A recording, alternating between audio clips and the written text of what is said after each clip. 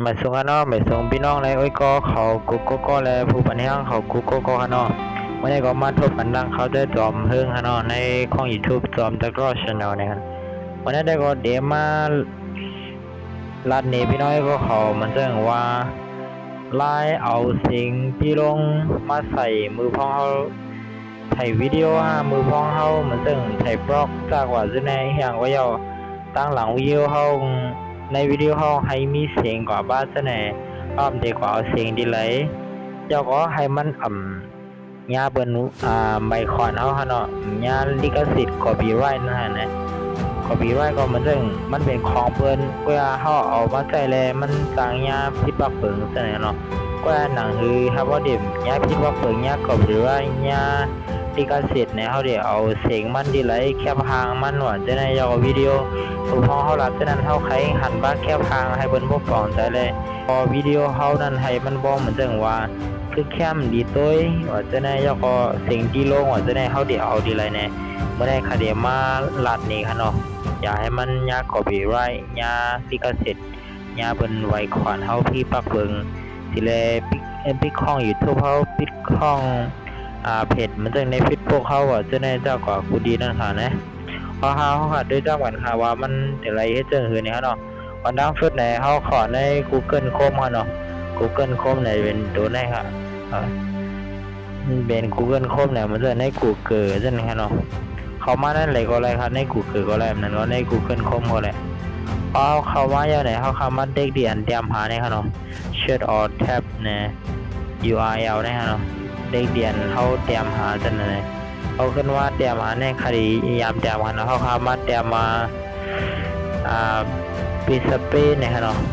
ปิสเป้เนี่ยเดี๋ยวว่าจะไหนครับเนาะอันมาเตรียมมา PI X A P A P A Y เนี่ยครับเนาะปิสเป้เนี่ย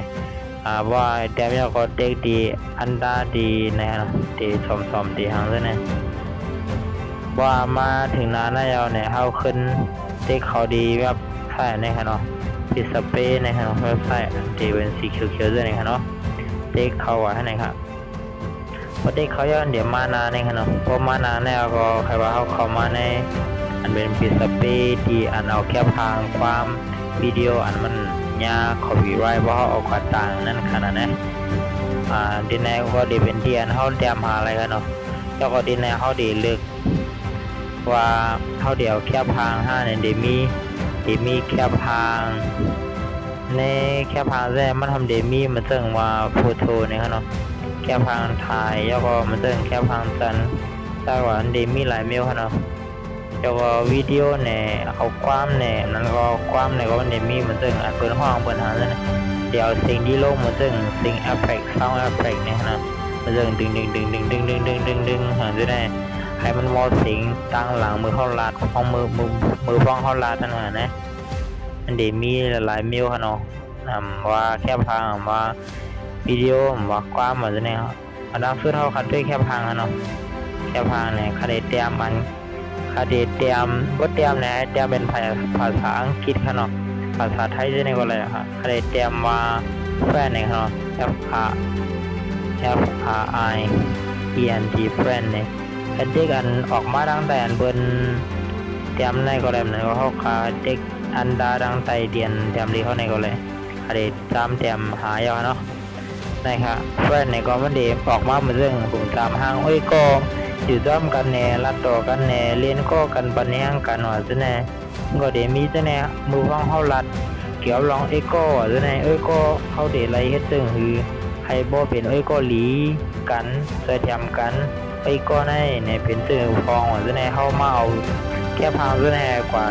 ใส่มือฟองเขารัดความมือฟองเขาทับเลี้ยงเนี่ยเปิดหน่อยนี่ครับเพราะค่ะง่ายคดีครับที่เขามาค่ะเนาะ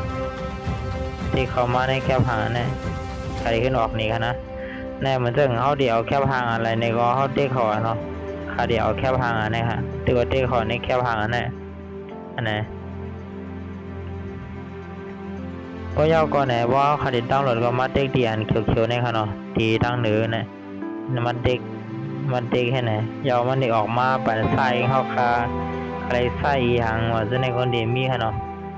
ใช่นั่นแหละมันดังใหญ่นี่มันเป็นฮอกกาคือล่ะเนี่ยบ่ฮ้อมฮู้เนี่ยก็เฮามาเทครีวิวเนี่ยเขาเล่นดังว่าไส้มันฮอกกาเนี่ยแค่พังในยังดีมีหลายๆไส้ขนาดนั้นนะว่าเดี๋ยวเอาไส้แน่เนี่ยก็เอาไส้แน่เนี่ยก็พอเอาเลือกยาวเนี่ยก็ติ๊กเขียวๆดังใดเนี่ยดาวน์โหลดเนี่ยครับติ๊กก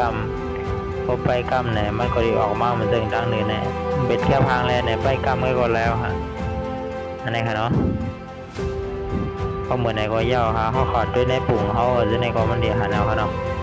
พอหาก็ไม่เท่าค่ะขอดด้วยแทงค่ะเนาะมันเดี๋ยวมีวิดีโอจะในแทงเขามาเด็กมันจะบอกเดี๋ยววิดีโอเขาได้ร่างหรือแนวเลือกวางเป็นมาเลือกที่ในวางเป็นวิดีโอเนี่ยค่ะเนาะบ่มาเลือกแล้วก็ไปวันกรรมค่ะบ่เลือกยาวเนี่ยก็เขาเดี๋ยวเลยเตรียมหาค่ะเนาะว่าเขาเดี๋ยววิดีโอลองหางเนี่ยค่ะเนาะทางเหนือเนี่ยค่ะในที่ไหนที่เป็นวิดีโออ่ะก็มาเลือกทางเหนือเนี่ยที่ไหนค่ะเดเอาลองเลิฟเนี่ยค่ะเนาะลองตั้งหักเตรียมหาเป็นวิดีโอในว่าค่ะเลิฟเนี่ยก็เป็นเอาหาโหใจห้ามนั่นก็ถึงมือกันลองดังหักของนั้นนะมันก็ดีมีหลายๆอันนะฮะเนี่ยก็ตามเตรียมมาด้วยหลายๆอันค่ะเลิฟนี่ก็เป็นลองอยู่ต้อมกันว่าซื่อนะ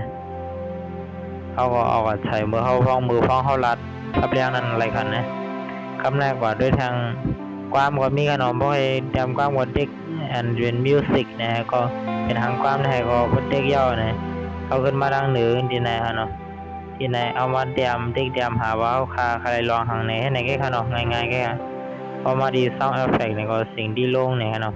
มาดังเหนือเนี่ยเขาเตรียมว่าแฮปปี้เนี่ยก็เลยแฮปปี้เนี่ยเนาะเตรียมในขณะในเมื่อก็เดี๋ยวออกมาจะไหนคะเนาะเข้าขอถอมย่อต้องหลุดก็เลยอะไรซ้ำถอมนี่กันนะเนี่ยไม่ได้ถอมจะไหนอะไรค่ะอันนั้นได้ก็เดี๋ยวเงี้ยเสียงพี่น้องก็เดี๋ยวเงี้ยเสียงกันเนาะเห็นมันดีเป็นจะไหนกันเนาะพอค่าสั่งวันพี่น้อยก็ขอมีลองคลองคำใจสั่งในก็คอมเมนต์ไว้เลยค่ะเนาะอันเขามาลัดนี้ในก็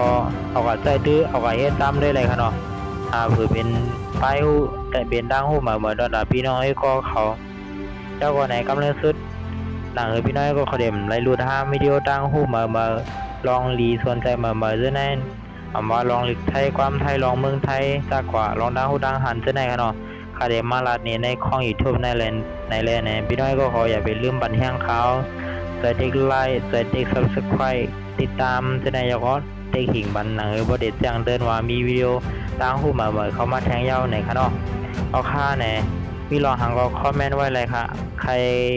ทำลองสั่งว่าจะในคอมเมนต์ไว้เลยเนี่ยใครเขาเฮ็ดวิดีโอลองหังจะในคนรัดมาปั่นไรค่ะเนาะค่ะดี